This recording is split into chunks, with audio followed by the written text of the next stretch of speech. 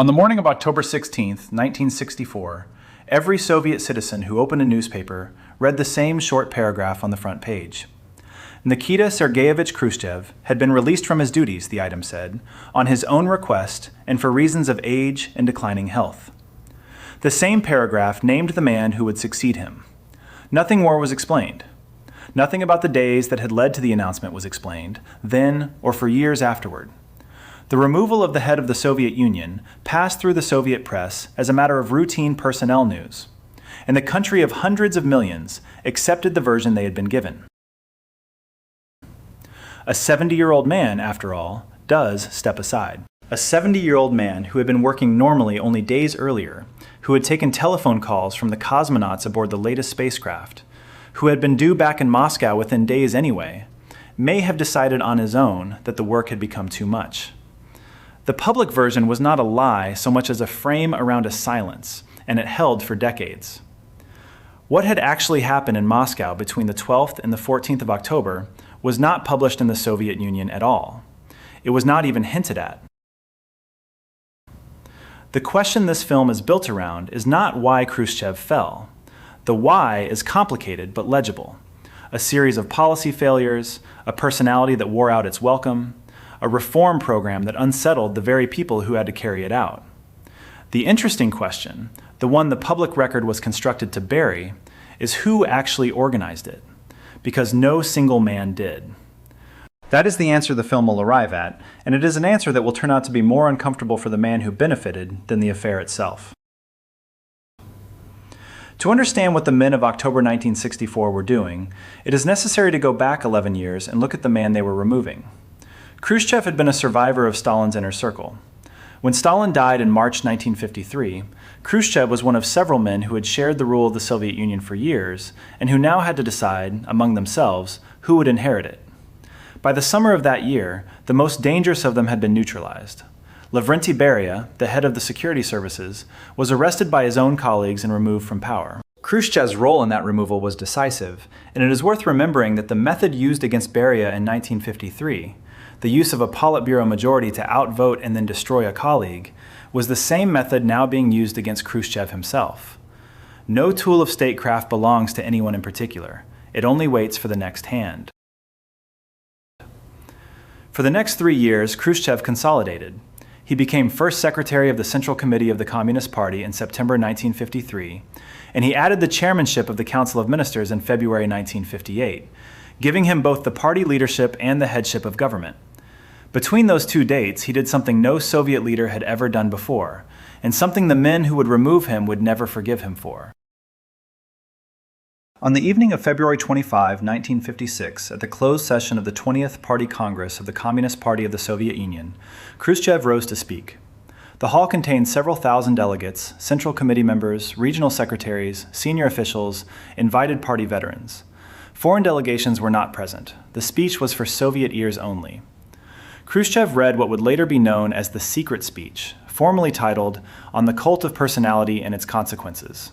What was in it, and what it did to the room, has to be imagined carefully, because its force is the foundation of everything that follows. Khrushchev described Stalin's purges of the 1930s and 40s. He spoke of innocent men and women arrested on fabricated charges, tortured into confessing to crimes that had never occurred, executed or sent to the camps by the million. He described the wartime leadership's panic and incompetence in the first months of the German invasion, with soldiers and civilians paying the price. He described how the terror had been used against the party's own Central Committee members, how 2/3 of the delegates elected to the 17th Congress in 1934 had been shot before the next Congress met. He did not spare the man who had died only 3 years before, and he did not spare the system that had let the man do it.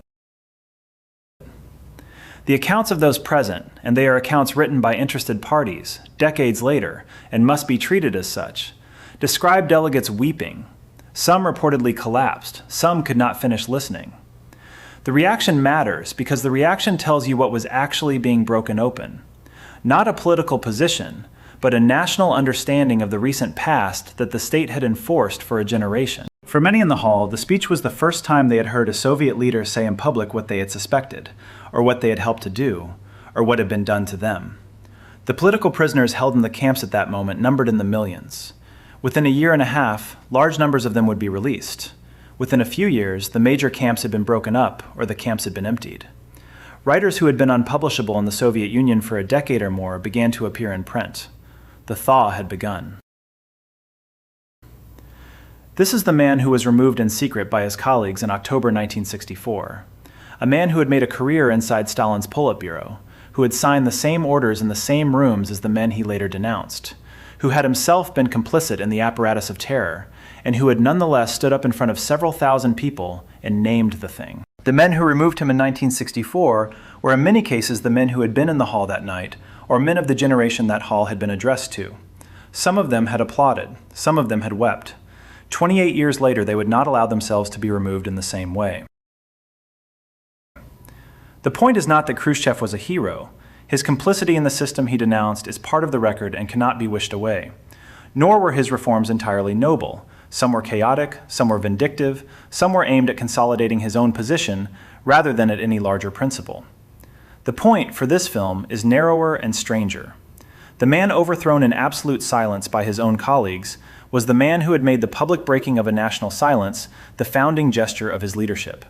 He had made secrecy itself the subject of an official speech. He had walked into the closed session of the 20th Congress and trusted that several thousand people could be told what had been done to them without the system collapsing. The system did not collapse. Something else happened. The system absorbed what he had done, learned what could be learned from it, about how power really moved, about which colleagues could be relied on, about what could and could not be said in front of whom, and 10 years later, it used what it had learned to remove him in a silence deeper than any he had ever broken. Theirs is not a story of justice. Khrushchev's removal was not justice. Several of the men who organized it had signed the same orders in the 30s and 40s that he had signed. Theirs is the story of a system that does not tolerate the man who has publicly exposed how it works, even when the exposure is necessary, and especially when the man doing the exposing is otherwise one of them. The system does not kill such a man if it can avoid it. It contains him. It waits. And one day, when the harvest has failed, and the regional secretaries have been humiliated, and the portrait in the newspaper has appeared too many times, the system quietly arranges for someone else to do the work. The Soviet public was told, on October 16, 1964, that the man had stepped down for reasons of age and health.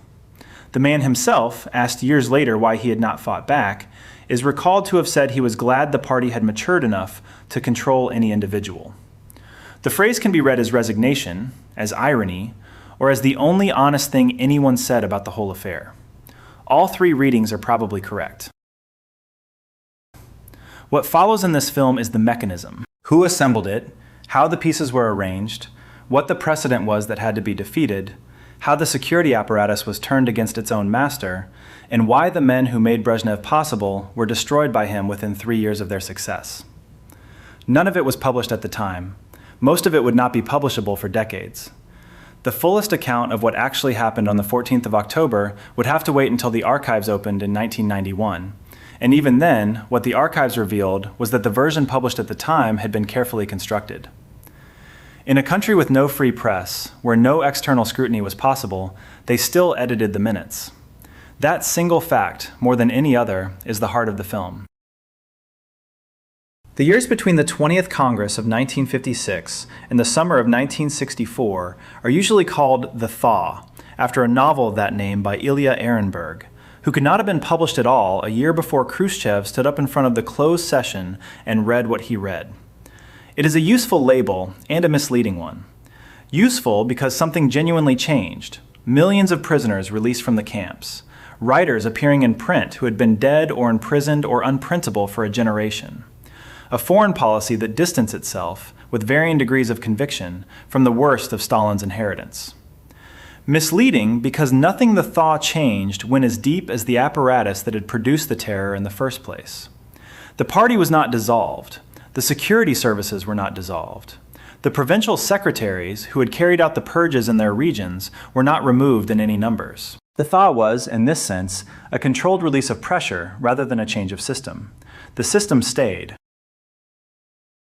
What the thaw did, almost incidentally, was open space. Space for writers, space for scientists, space for foreign films and foreign clothes and foreign music, space for ordinary people to say in a private room things they could not have said in a private room 10 years earlier. And space, more dangerously, for the senior officials of the party itself to begin thinking about whether the man who had opened this space could be controlled, or whether he had to be contained. That second question is what the rest of the film is about, and it begins, in effect, in the autumn of 1956. The Hungarian uprising of that year was the first large public indication that the thaw could not be turned on and off like a tap, and the Soviet response, tanks into Budapest, several thousand dead, tens of thousands more refugees, was a reminder, intended and received, that the system still held a monopoly on certain instruments. But the Hungarian intervention also showed the men around Khrushchev something he had not yet fully understood about himself. He had opened a debate about the past that could not be closed by him. He had made himself the man who had named what had been done, and from that point on, every failure of the present would be read against the standard of what he had promised by naming the past. The space the thaw created inside the leadership was more restricted but more consequential. Over the next several years, Khrushchev pushed through a series of reforms that touched almost every institution and pleased almost no one in its senior ranks. The army was cut back by something like 1.5 million men in a single round of reductions. The regular armed forces of the Soviet Union were reorganized several times. The Central Committee itself was reorganized. The economic ministries were broken up into regional economic councils, then re-centralized again when the regional councils failed.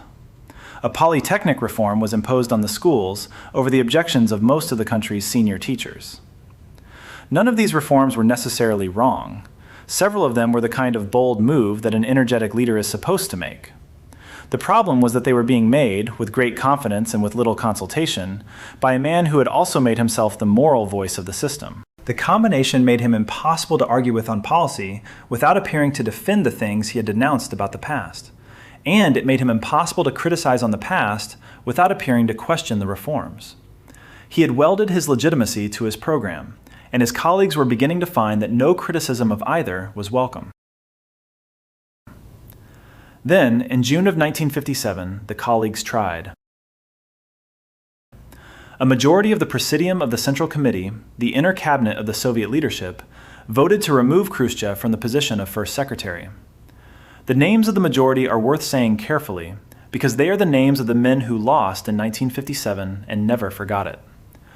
Vyacheslav Molotov, the old foreign minister, who had been at Stalin's side since the earliest days of the Bolshevik seizure of power, and who had signed the orders for the collectivization and the purges. Lazar Malenkov, the brief premier of the immediate post-Stalin years, the man whose power Khrushchev had first eclipsed. Lazar Kaganovich, another veteran of the original Politburo, another signatory of the same kind of orders. These were the senior men of the Stalinist generation who had survived everything the Soviet system had done for 3 decades, and had concluded that Khrushchev had gone too far, that the thaw was destabilizing, that the man himself was erratic and had to be replaced by someone from among them, in their image, in the image of the system as they understood it. The vote in the Presidium was decisive. By the rules of the body, by the conventions of the institution, by everything that had governed Politburo conduct since Stalin's death, the majority should have prevailed. Khrushchev had been outvoted. The meeting ended. And Khrushchev, who had watched his predecessors do exactly this kind of thing to other colleagues, refused to accept the outcome. He insisted that the matter be referred to the full Central Committee. The Presidium, he argued, or so the standard account has it, had no authority to remove a first secretary without the consent of the body that had elected him. The majority tried to prevent the appeal. The Central Committee was not scheduled to meet. The chairmen of the regional party organizations, who made up the bulk of the Central Committee membership, were scattered across the country. To bring them to Moscow in numbers sufficient to overturn the Presidium majority would have required transport, organization, and time. The man who provided them was Marshal Georgy Zhukov, the defense minister, the most senior military figure in the Soviet Union and a recent ally of Khrushchev in the defeat of Beria. Zhukov used military transport aircraft to fly Central Committee members into Moscow. Some accounts say they were brought directly to a hangar at a Moscow airfield, where Khrushchev addressed them before they were formally convened. Other accounts are more cautious. The exact choreography is one of those points on which the memoirs of the participants, and the participants include Khrushchev himself, Malenkov, and others, do not agree. What is agreed is that within a few days the Central Committee met, that the vote of the Presidium was reversed, and that Molotov, Malenkov, and Kaganovich, together with the others who had joined them, were condemned as the anti-party group. The official history of the Soviet Union would for decades list this as one of the gravest crimes of the late Stalinist period, an attempt by unreconstructed Stalinists to seize power. The full implications took a moment to sink in, and when they did, they sank in very deep. Khrushchev had beaten a Presidium majority by appealing over its head to the Central Committee. The precedent had now been set. A first secretary could be removed only by the full Central Committee, or not at all. No ruling clique inside the leadership could finish him off by a simple majority vote. The Central Committee itself had to be turned. Zhukov, who had supplied the aircraft, expected to be rewarded. He was removed instead, in October of 1957, less than 4 months after his moment of decisive usefulness. The Defense Ministry was reorganized. The military's independent capacity to project power within the Soviet political system was carefully reduced. Khrushchev had used the army once, and he had decided that no single military commander should ever again be in a position to use it that way, including himself. This is the moment that the men of 1964 had to defeat. They had watched it happen. Several of them had been in the Presidium at the time. Several of them had not yet reached the Presidium in 1957, but had watched from the Central Committee apparatus as the events unfolded. Every one of them understood the new rule of the system. The Central Committee had to be prepared in advance, and the army had to be neutralized. Without those two conditions, no plan to remove the first secretary could survive a single week. A third condition was implicit, but equally important. The security services, the Committee for State Security, known by its Russian initials as the KGB, had to be on the side of the operation. Not because the KGB would directly intervene in a political dispute, although it might, because the KGB, and especially its Ninth Directorate, existed to know everything about what the Soviet leadership was doing, saying, hearing, and planning. Every meeting of the Presidium was preceded by KGB briefings. Every senior official's movements and contacts were known. The security apparatus was, in effect, the early warning system of the regime against exactly the kind of internal challenge that was now being assembled. If the head of the KGB were to inform Khrushchev that something was being prepared, Khrushchev would know what to do. He had done it before. So the three conditions were these. The Central Committee must be prepared in advance so that an appeal to it would fail. The army must be kept out of the political dispute so that no Zhukov could appear with a flight of aircraft and reverse the outcome. And the security services must be controlled so that the early warning system would not fire. The men who set about fulfilling these three conditions were not, at this stage, a single group. There were several groups working from different directions on parallel tracks, who over the course of about a year and a half converged on the same conclusion and found each other. By the summer of 1964, they had, between them, solved all three problems. How they solved them, and which of them solved which, is the whole of what happened next. What needs to be carried forward, for now, is the magnitude of the problem they had set themselves. They were not planning a coup in a country where coups were normal. They were planning a quiet internal transfer of power inside a system whose entire post-1957 structure was designed to make such a transfer impossible without the consent of the man being removed. The fact that they succeeded at all, and that they succeeded without a shot being fired, with the target alive and aware that he was alive, and able to dictate his memoirs for the next 7 years, is the central technical achievement of the operation. And it is an achievement that, in the aftermath, none of them would be allowed to take credit for. A leader does not become removable because of one thing. He becomes removable because of a slow accumulation of things, each of which can be absorbed on its own, and which together form a shape that even loyal colleagues can no longer ignore. By the summer of 1964, that shape had formed around Nikita Khrushchev, and the men who would eventually move against him were already reading it. The project that had once been his proudest signature was already failing visibly.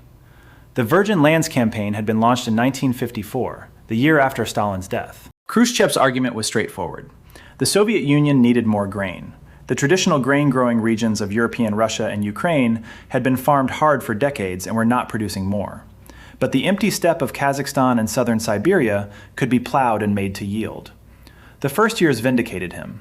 Millions of hectares were broken, sown, harvested. Yields were enormous. The Soviet Union, briefly, in the mid-1950s, had more grain than it could comfortably store, and the official photographs of the campaign, collective farmers standing in wheat up to their shoulders, Khrushchev himself inspecting a field with evident satisfaction, became part of the iconography of the thaw. What the photographs did not show was what the soil was doing underneath. The steppe lands were plowed without the windbreaks and the careful rotations that the region's ecology required. The first harvests took out of the soil what the soil had accumulated over centuries. By the end of the 1950s, the yields were already declining. By the early 1960s, the campaign had begun to produce dust storms, the kind that strip a field of its topsoil in an afternoon and turn it into something closer to a desert. Local agronomists had warned about this. The warnings had been treated as the kind of expert caution that a vigorous leader pushes through. By 1963, the harvest had failed outright across large parts of the new lands. And the Soviet Union, the world's largest country, the breadbasket it had once claimed to be, was buying wheat abroad. It was buying wheat from the United States and from Canada. It was paying in gold.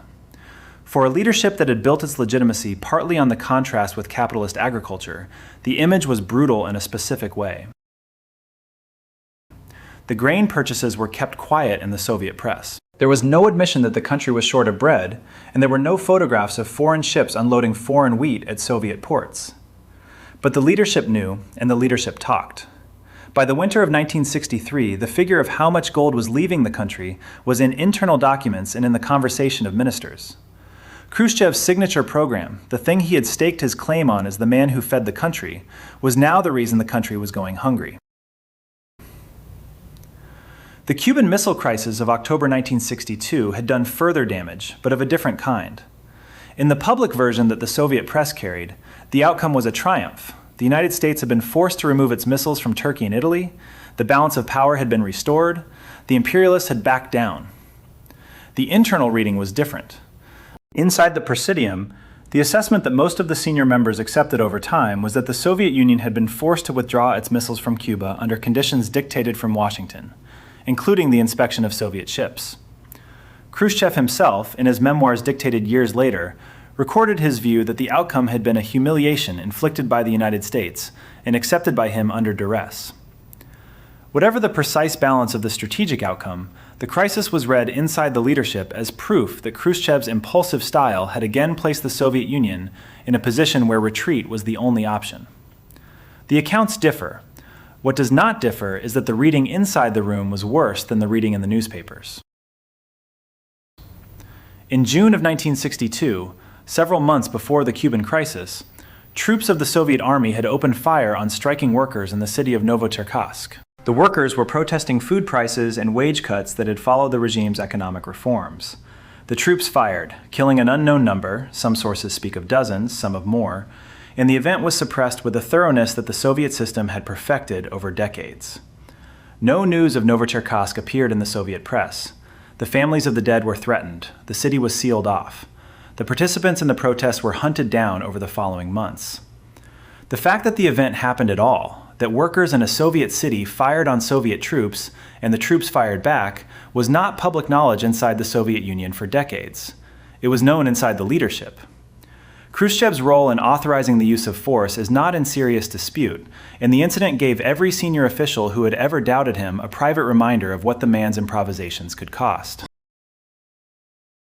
None of these failures, however, was the measure that did the most direct political damage to Khrushchev inside the apparatus he commanded. That measure was taken in November of 1962, and it was aimed, with surgical precision, at the apparatus itself. Until that month, the Communist Party had been organized regionally, as it had been for decades. A provincial party committee, or an oblast committee, or a republic-level committee, was a single body that exercised oversight over every aspect of life in its territory. Its first secretary was the most powerful figure in the region, not the chairman of the local Soviet, not the local military commander, not the head of the local economic administration, the party secretary. The man who could ruin a career with a sentence in a report to Moscow, and who could promote it with another sentence. Khrushchev decided, in the autumn of 1962, to reorganize this arrangement. The party apparatus from the oblast level upward would be split into two parallel structures. One would handle industry and construction, the other would handle agriculture. Each would have its own first secretary, its own staff, its own chain of command. Each would report separately to Moscow. The stated purpose was to improve the running of the economy by giving each sector the dedicated attention of a senior committee. The actual effect was different, and every regional secretary understood it instantly. His job was being cut in half. His access to Moscow was being halved. His patronage networks, carefully built over decades, were being divided between two successors. His successor, when he retired, would be one of two men rather than one. The change did not affect senior Presidium members in Moscow directly, but it affected every single regional first secretary across the Soviet Union, from the Baltic republics to the Far East. The reform was personal in a way that no economic reform could be. It told the entire provincial elite that the man in Moscow had decided to redesign their working lives without asking them. From that point on, the regional first secretaries had a problem with Khrushchev that was not ideological and was not even about policy. It was about their careers. A man who could reorganize their jobs on a whim was a man who could reorganize them again. And the next reorganization, they understood, would not necessarily leave them with any job at all. The provincial elite of the Communist Party, which had been the backbone of the system since the purges of the 1930s, began to look for a way to make the reorganization go away. The simplest way to make it go away was to remove the man who had issued it. On top of this, Khrushchev was, by general account, becoming difficult to work with. He humiliated colleagues in open meetings, sometimes in front of subordinates, sometimes in front of foreign visitors. He had promoted his son-in-law, Alexei Adjube, the editor of Izvestia, into a role in foreign affairs where the young man had no standing and behaved, in the accounts of foreign diplomats who dealt with him, as someone who believed he had standing. Khrushchev's daughter and son-in-law traveled abroad, were received as representatives of the Soviet Union, and produced embarrassments that filtered back to the foreign policy establishment in Moscow. The promotion of relatives was not new in Soviet history. It had been the daily practice of the Stalinist elite. But it had been carried out in those days with a certain discretion. Khrushchev's nepotism was conspicuous in a way that the Politburo found hard to defend in private. Then, in the summer of 1964, Khrushchev made a decision that set the clock running. He announced, in conversations with colleagues and in remarks that were not intended to be secret, that on his return from his holiday, he intended to carry out a wholesale reshuffle of the Presidium. He had done it before, he would do it again. The men he had not yet removed, the men who had served with him but not under him, were now being given a date. The announcement, intended or not, told the men already working against him exactly how much time they had. Several weeks, perhaps a month. After that, any of them could find themselves removed from the Presidium, retired to a minor post, sent to a distant republic. The reshuffle would be carried out by Khrushchev in the name of efficiency, with the authority of a first secretary who had just beaten every challenge to his position inside the leadership. There would be no appeal, there would be no time to organize a counter-response afterwards. The summer of 1964 was, in effect, a deadline. The men who had been preparing for a year and a half now had to decide whether to act within the deadline or to accept what was coming. Most of them had already decided. The few who had not yet decided now had to. The shape around Khrushchev by that summer was complete. There was the economic failure of the Virgin Lands. There was the strategic embarrassment of Cuba. There was the suppressed blood of Novocherkassk. There was the personal resentment of the entire regional apparatus after the November reorganization. There was the daily irritation of working with a man who humiliated colleagues in front of them. And now there was a deadline. Each of these things on its own could have been survived. Together they formed a structure in which the removal of the man at the top had become, for a great many people in the Soviet system, the obvious next step. The interesting question from this point on is not why they did it. The interesting question is who did it. The men who organized the removal of Nikita Khrushchev in October 1964 did not begin as a group. They began as two groups, working from opposite ends of the Soviet establishment, on parallel tracks that converged in the spring and summer of that year. Each group had arrived at the same conclusion by a different route. Each group brought something to the operation that the other could not supply. What made the operation work was that the two groups were, in the end, complementary rather than redundant. The first group was built around Leonid Brezhnev. Brezhnev had been a secretary of the Central Committee since the late 1950s, and by the early 1960s, he was the second most powerful figure in the party after Khrushchev himself. He had survived a brief demotion in the early years of Khrushchev's rule, and had clawed his way back to senior rank through the patronage of Alexander Shilipin and through his own patient work in the party apparatus. He was by general description a poor public speaker and an unimpressive presence in person, and he understood both these things about himself. What he did understand, very well, was the informal structure of the Soviet system. Who owed what to whom, who could be relied on, who would have to be approached through an intermediary, and how to approach them so that the approach left no record. From roughly April of 1964, Brezhnev ran a quiet canvass. Much of it was conducted out of the hunting lodge at Zavidovo, northwest of Moscow, a place used by senior party and government figures for retreats, and where conversations were, by long custom, treated as private in a way that conversations inside Moscow offices were not. The method was patient. Telephone calls were made to regional first secretaries, to fellow Central Committee members, to people whose loyalty was uncertain or whose resentments were known. Some of these conversations were conducted in person at the lodge. Some were carried out by trusted intermediaries sent out from Moscow.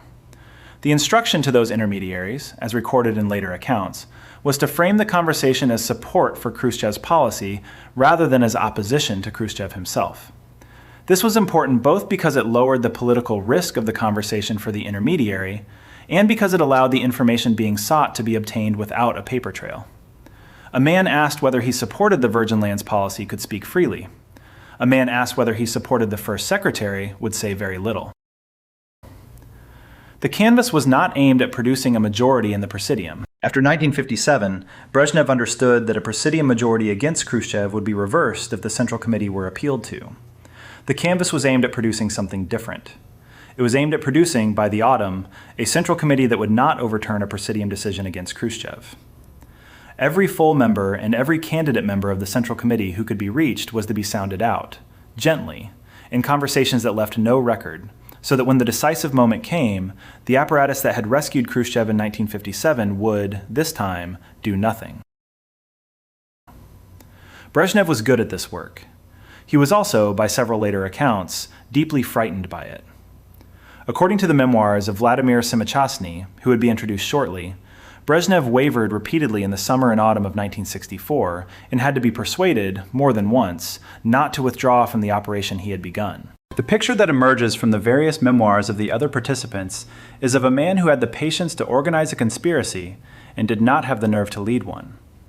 That absence of nerve mattered. It meant that the operation needed other people, both to provide what Brezhnev could not provide and to push Brezhnev through the moments when he was inclined to back out. The second group was built around Alexander Shilipin and Vladimir Simichastny.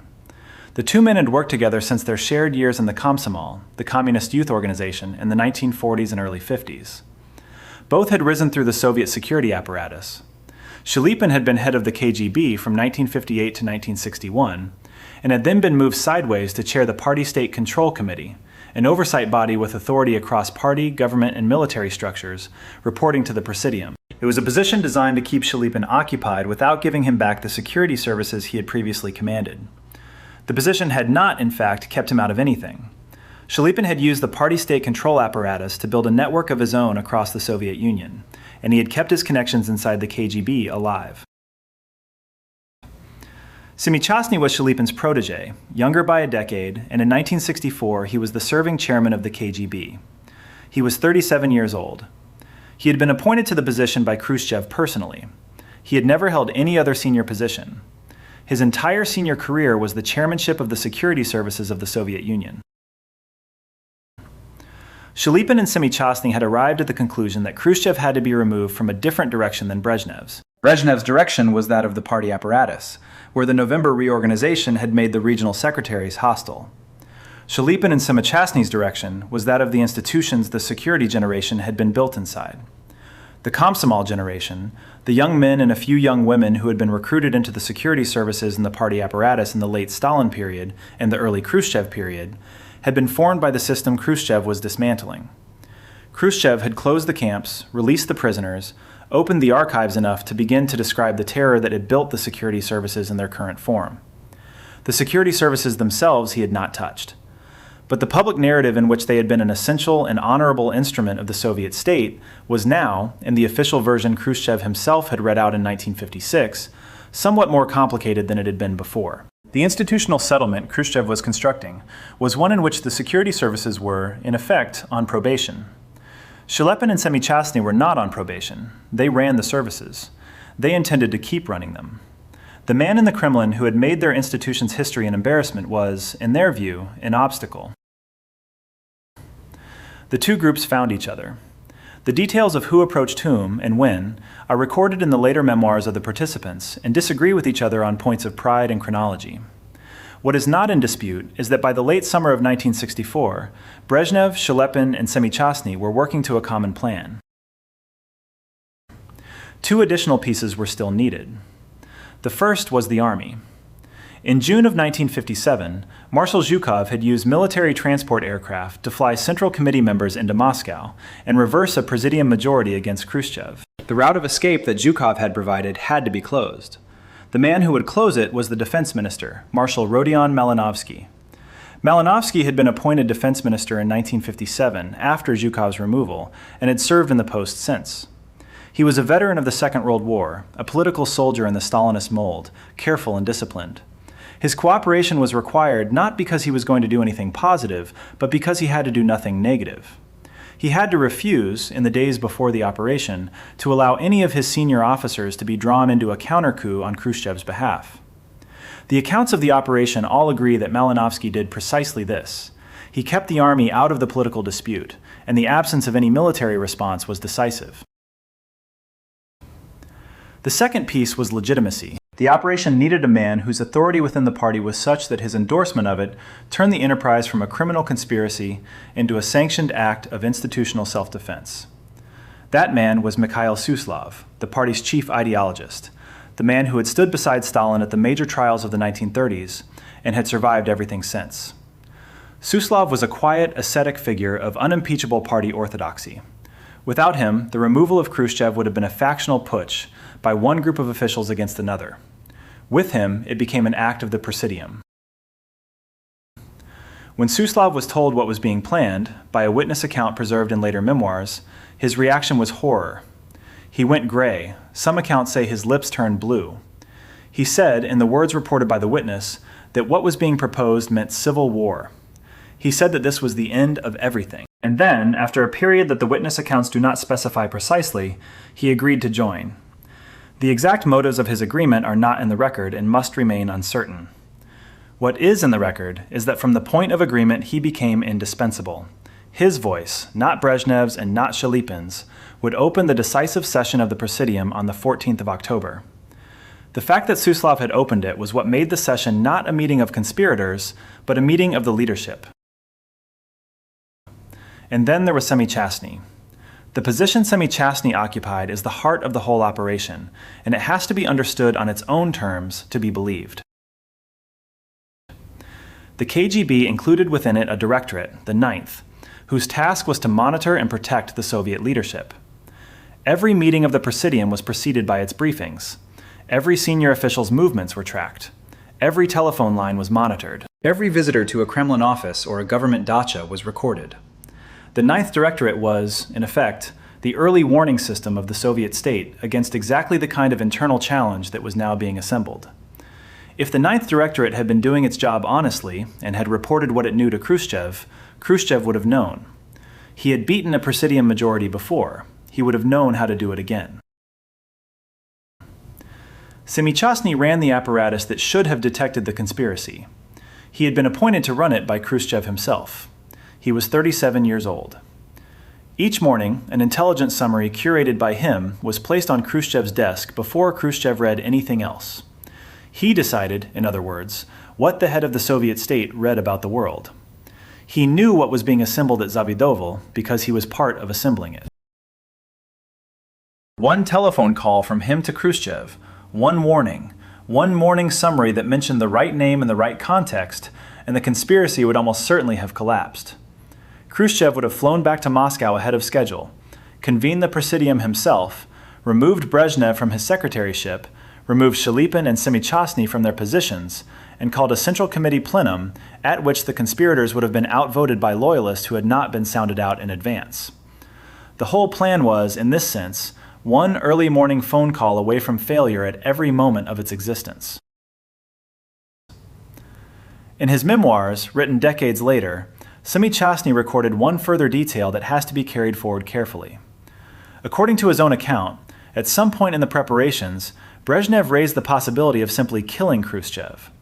Semychastny refused outright.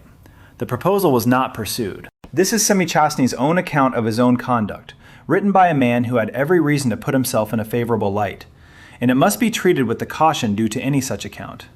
But if it is true, the consequence is striking. The bloodlessness of the October operation was not a policy decided by the man who organized it. It was a limit set by the man who would have had to carry it out. The operation was bloodless because the head of the security services would not permit blood. That is a fact worth holding on to. By October of 1964, the operation had, between them, the men it needed. Brezhnev had spent 6 months preparing the Central Committee.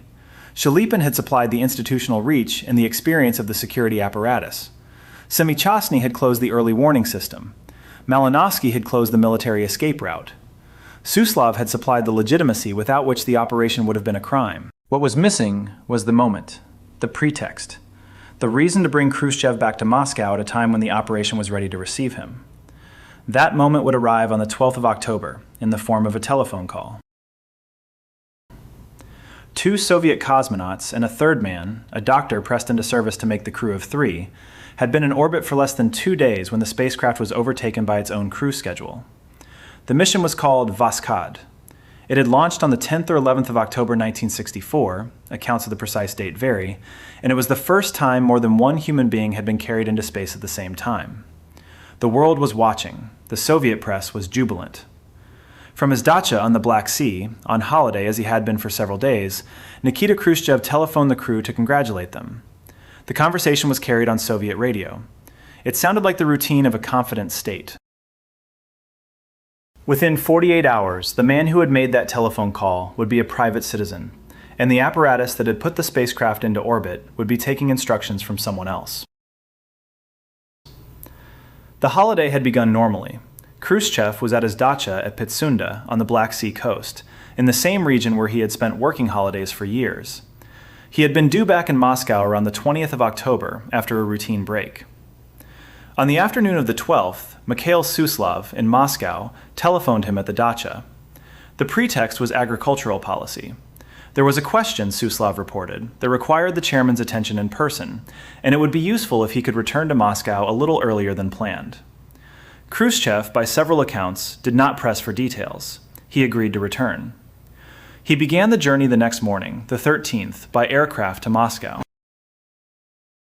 What Khrushchev did not know, and what Suslov did not tell him on the telephone, was that the Presidium of the Central Committee had already convened in Moscow that same day and had begun a session whose subject was Khrushchev himself. The session was not announced. Its agenda was not circulated. The car that met Khrushchev's aircraft on the tarmac at the Moscow airfield was not his usual car. The driver was not his usual driver. The faces in the escort were not the faces he was accustomed to being met by. Vladimir Semychastny, the head of the KGB, was present on the tarmac in person. The detail matters because Semychastny's presence was itself a signal. The chairman of the security services did not normally meet a returning first secretary at an airfield. He did so now because the man whose security was his nominal responsibility was now his principal problem. Khrushchev was driven from the airfield not to his apartment or to the Kremlin, but directly to a building where the Presidium was already sitting. The session had begun without him.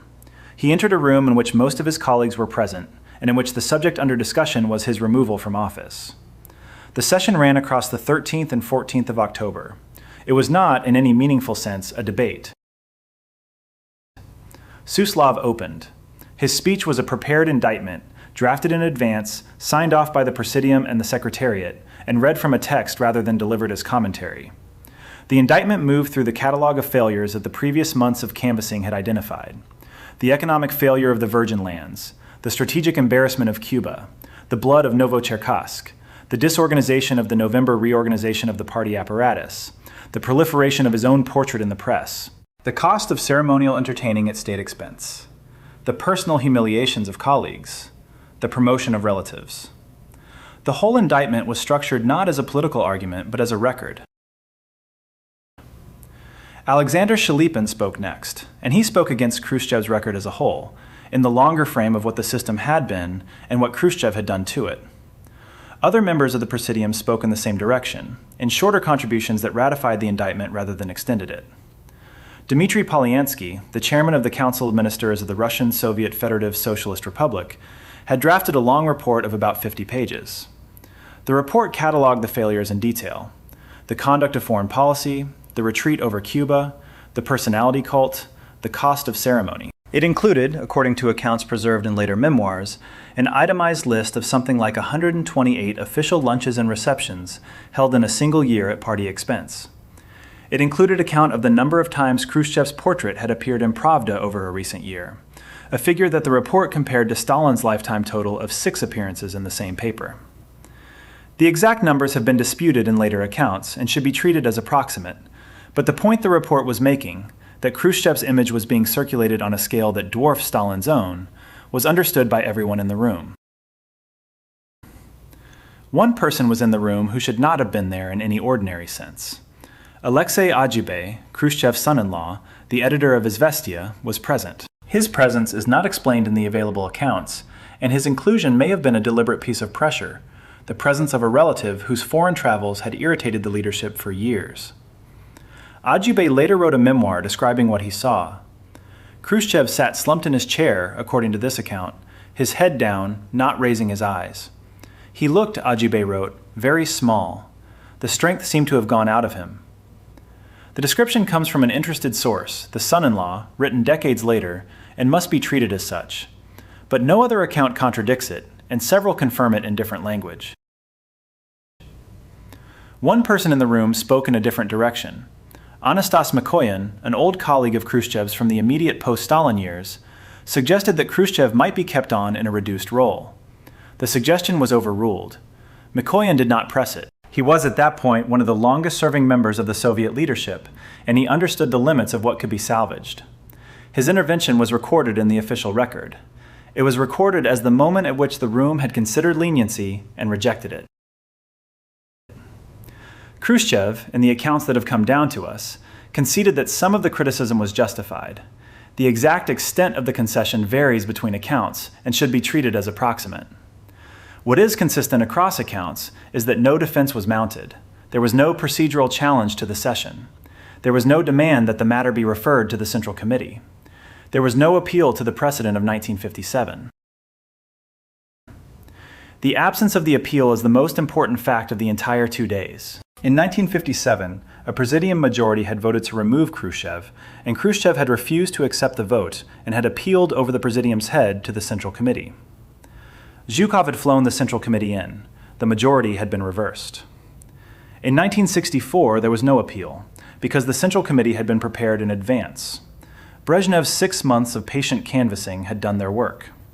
The several hundred full and candidate members of the Central Committee, the same body that had rescued Khrushchev in 1957, had been sounded out, one by one, and the conclusion had been established in private, that this time they would not overturn the decision.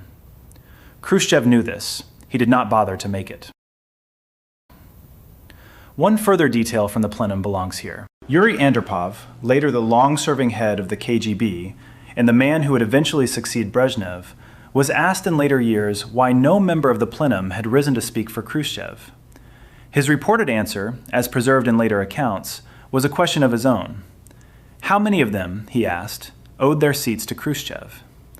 The question was not answered. It did not need to be. The point was that the plenum members, having been appointed in large part by Khrushchev's own decisions over the previous decade, were not in a position to oppose his removal without in effect opposing the very positions they occupied. The mechanism of patronage that had built the plenum had also neutralized it. On the 14th of October, the Central Committee plenum met and confirmed the decision of the Presidium. Both of Khrushchev's posts were removed simultaneously: the first secretaryship of the Central Committee and the chairmanship of the Council of Ministers. The 2 posts had been combined in Khrushchev's hands, and they were now separated. Leonid Brezhnev was elected first secretary of the Central Committee. Alexei Kosygin, a sober economic administrator who had not been part of the conspiracy and who was acceptable to several factions, was appointed chairman of the Council of Ministers. Nikolai Podgorny, who had played a driving role in the operation, according to the later memoirs of Pyotr Shelist, would be elevated to the ceremonial headship of state, the chairmanship of the Presidium of the Supreme Soviet, in December. That evening, somewhere in central Moscow, the portrait of Nikita Khrushchev was taken down from the facade of the Hotel Moskva. The removal was carried out quietly by people whose names are not in the record. Across Red Square, in the same evening, banners were being raised to commemorate the returning cosmonauts of the Voskhod mission. The juxtaposition is the ending of the affair in its public form. A man who had been on the telephone to the crew 2 days earlier now erased from the streets of the capital while the banners of his own space program went up around the empty place where his face had been. The man himself was given a pension. He was assigned a small dacha outside Moscow. He was informed, in terms that are not in the public record, that he was not to leave his dacha without permission, that he was not to give interviews, that he was not to write his memoirs for publication. He accepted the terms. The accounts differ on what he said at the moment of acceptance. The accounts agree that he did not resist. When Russian historians were allowed into the archives of the Central Committee after 1991, they expected to find the record of what had happened on the 14th of October 1964. They found 2 records.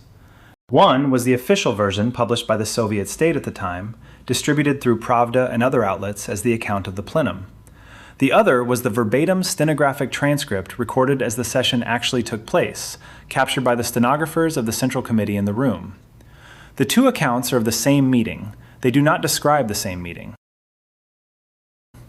On the question of whether the plenum debated the removal, the official version states that open debate was dispensed with because participants spontaneously agreed that debate was unnecessary. The verbatim record shows Brezhnev instructing the hall, on his feet, that the matter was not to be debated. The unanimity was not spontaneous. It was directed. On the question of Khrushchev's silence during the session, the official version explains his failure to defend himself as his own decision, his acceptance of the criticism leveled against him. The verbatim record shows that the silence was not his choice. He was not given the floor.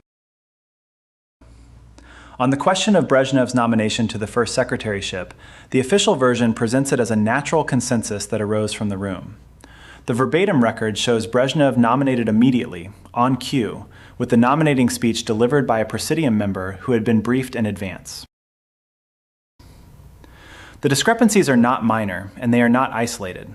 They run through the entire record of the session. In places, the verbatim transcript contradicts the published account on the order in which events occurred. In places, it contradicts it on who spoke and on what they said. The 2 documents are, in effect, 2 histories of the same afternoon, written by the same people in the same country within days of each other. Take a moment over what this means. The session was held in a country with no free press. There was no foreign correspondent in the room. There was no possibility of independent verification. The participants had, between them, the entire coercive apparatus of the Soviet state and the entire monopoly on information that the Soviet state had constructed over 7 decades. They controlled who would read the transcript, who would publish it, what would be circulated in the schools and in the foreign press, and they still felt it necessary to edit the minutes. The fact that they did so tells you who they were actually afraid of. They were not afraid of the Western press. They were not afraid of foreign governments. They were not afraid of public opinion, since public opinion in the Soviet Union was not in a position to express itself independently on such a matter. They were afraid of their own record. They were afraid that, sometime in the future, someone might read the verbatim transcript alongside the official version and see what they had done. They were afraid of history. They edited the minutes for history, in a country where nobody could check. That fact is the closest the men who organized the operation ever came to admitting that they understood what they had done. It is the strongest single piece of evidence that the removal was not what they publicly said it was, a routine matter of succession, decided by consensus in the normal way. It was a conspiracy, executed in secret, justified afterwards with a careful written construction that could not survive scrutiny if the real record ever became available. The men who did it knew they were lying, and they kept the lie ready in case anyone ever asked. The first man to be removed from the operation was the man who had supplied the security apparatus. Alexander Chalypin had been building a public position through the early months of 1965, using his control of the party-state control apparatus to make speeches about discipline and order and to assemble a constituency of officials who looked to him as the man who had made the new leadership possible. Brezhnev watched this for several months and then moved. On the 6th of December 1965, the Party-State Control Committee was dissolved. Chalypin was removed from its chairmanship. He kept his seat on the Politburo and nothing else. The position he had used as a power base had been abolished. 2 years later, in May of 1967, Brezhnev received the pretext he needed to remove the second man. Stalin's daughter, Svetlana Alliluyeva, defected to the United States while on a visit to India. The defection was an embarrassment to the Soviet Union, and a specific embarrassment to the KGB, which had been responsible for her security and her supervision during the trip. Brezhnev used the failure. Vladimir Semychastny was removed as chairman of the KGB and transferred to a deputy post in the government of the Ukrainian Soviet Socialist Republic. The post had no relation to the work he had been doing. He had no path back to power, and he never returned.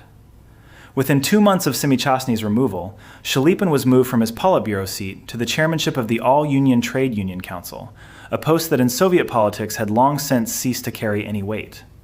He had no security role, no leverage, no path back, and he never returned.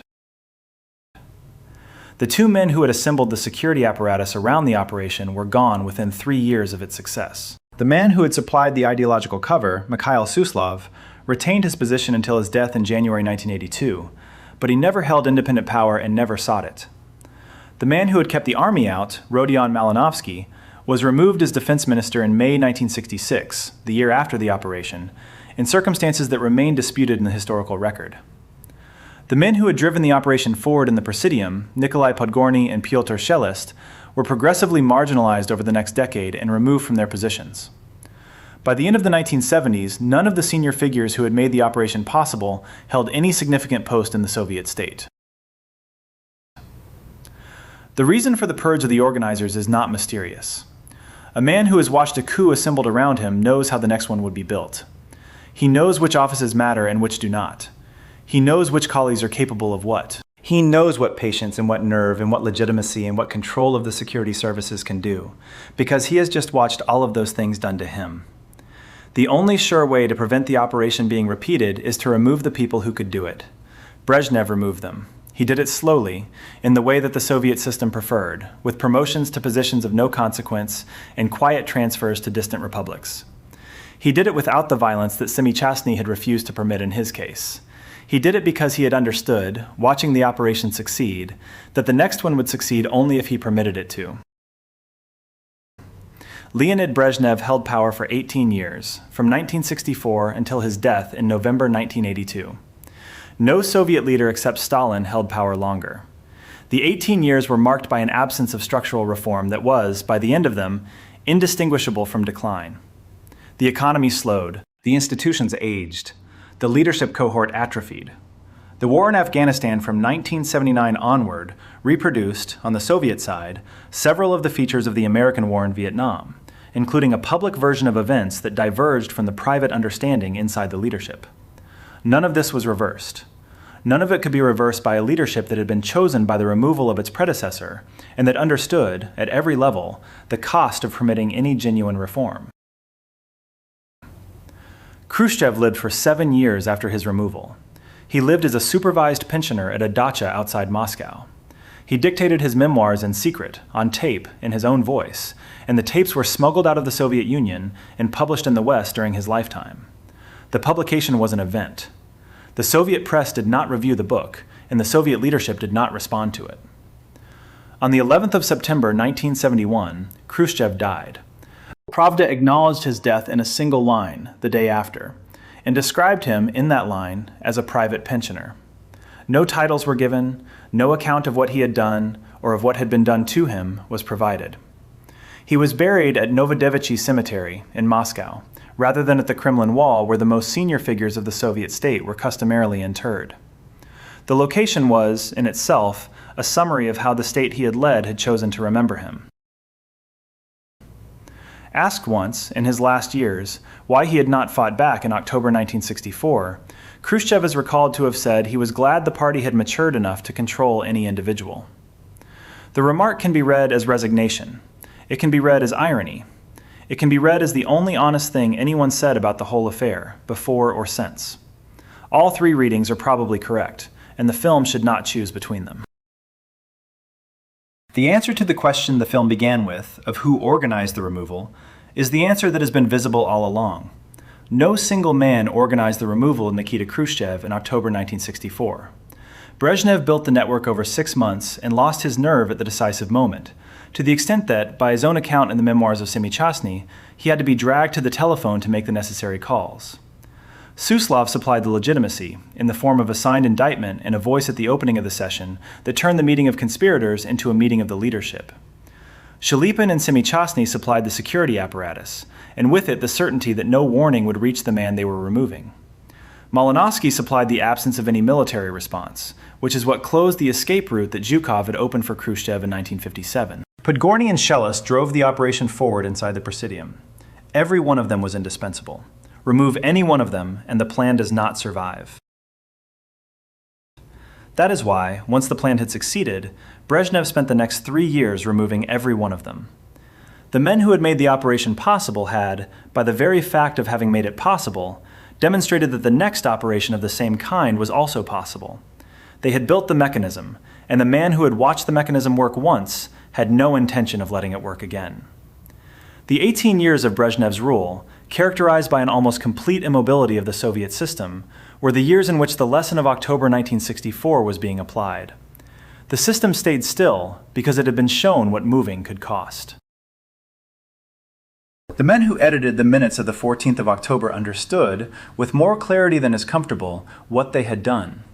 They had removed in secret a man who had made the public breaking of a national silence the founding gesture of his leadership. They had done it without violence because the head of the security services would not permit violence. They had done it without consultation of the public because the public had no mechanism of consultation.